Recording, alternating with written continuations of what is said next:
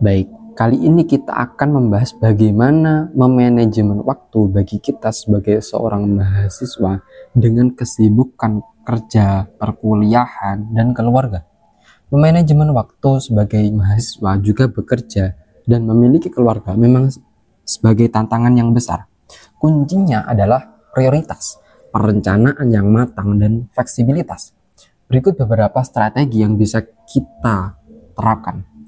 Strategi yang pertama adalah evaluasi dan prioritaskan. Yang pertama adalah audit waktu saat ini. Coba catat semua aktivitasmu selama seminggu penuh.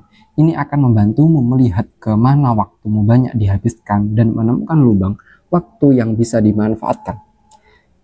Yang kedua adalah identifikasi prioritas utama. Tentukan apa yang paling penting bagimu saat ini. Apakah studi, pekerjaan, atau keluarga? Semua penting, tapi mungkin ada fase di mana satu aspek memerlukan perhatian yang lebih. Yang ketiga adalah buat daftar to-do list.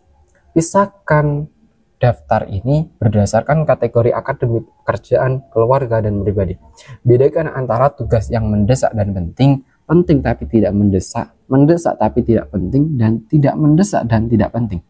Fokus pada dua kategori yang pertama, yaitu mendesak dan penting tapi tidak penting. Penting tapi tidak mendesak. Strategi yang kedua adalah perencanaan yang matang. Gunakan kalender atau aplikasi manajemen waktu seperti Google Calendar dan lain sebagainya. Masukkan semua jadwal kuliah, jam kerja, acara keluarga, dan bahkan waktu istirahat dan tidur. Yang kedua adalah blokir waktu atau time blocking. Alokasikan waktu spesifik untuk setiap aktivitas. Misalnya, Senin jam 7 sampai jam 9 untuk belajar mata kuliah yang A. Selasa jam 8 sampai jam 5 sore untuk bekerja, Rabu jam 6 malam sampai jam 7 malam waktu keluarga, dan lain sebagainya. Patuhi waktu tersebut semaksimal mungkin. Yang ketiga adalah rencanakan seminggu sebelumnya. Di akhir pekan, luangkan waktu untuk merencanakan minggu depan. Ini akan membantumu merasa lebih siap dan mengurangi stres. Yang keempat adalah manfaatkan waktu luang singkat. Waktu tunggu di perjalanan, istirahat makan siang, atau saat anak tidur siang bisa dimanfaatkan untuk membaca materi perkuliahan, membahas email penting, atau membuat kerangka tugas. Strategi yang ketiga adalah efisiensi dan fleksibilitas. Yang pertama, hindari multitasking yang berlebihan. Fokus pada satu tugas dalam satu waktu untuk hasil yang lebih baik dan lebih cepat. Yang kedua, teknik Pomodoro. Apa itu teknik Pomodoro? Contohnya, bekerja dalam interval 25 menit dengan istirahat 5 menit. Seperti 4 Pomodoro. Setelah 4 Pomodoro, ambil istirahat lebih panjang seperti 15-30 menit. Ini bisa meningkatkan fokus dan produktivitas. Yang ketiga, delegasikan tugas. Ini memungkinkan. Jika memungkinkan, mintalah bantuan pasangan, anggota keluarga, atau teman untuk tugas-tugas rumah tangga atau yang bisa didelegasikan. Bisa diwakilkan. Yang keempat, belajar bilang tidak. Jangan ragu menolak permintaan yang akan membebani jadwalmu, terutama jika itu tidak selaras dengan prioritasmu. Yang kelima, prioritaskan diri sendiri atau self-care.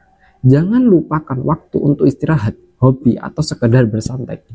Waktu ini krusial untuk menjaga kesehatan fisik dan mentalmu agar tidak burn out.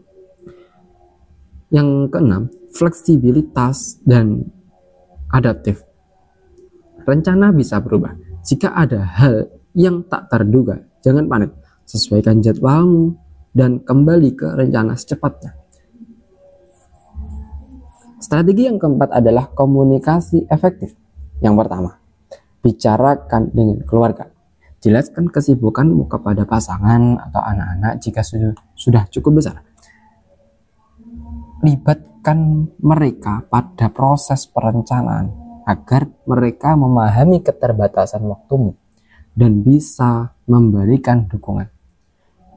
Kedua, informasikan ke tempat kerja dan kampus. Jika ada fleksibilitas jam kerja atau tenggat waktu, komunikasikan kondisimu kepada atasan dan dosen. Nah, mengelola waktu adalah keterampilan yang terus diasah. Jangan berkecil hati jika ada hari-hari di mana semuanya terasa berantakan. Teruslah mencoba dan belajar dari pengalaman dan temukan sistem yang paling cocok untukmu. Semangat ya ke teman-teman.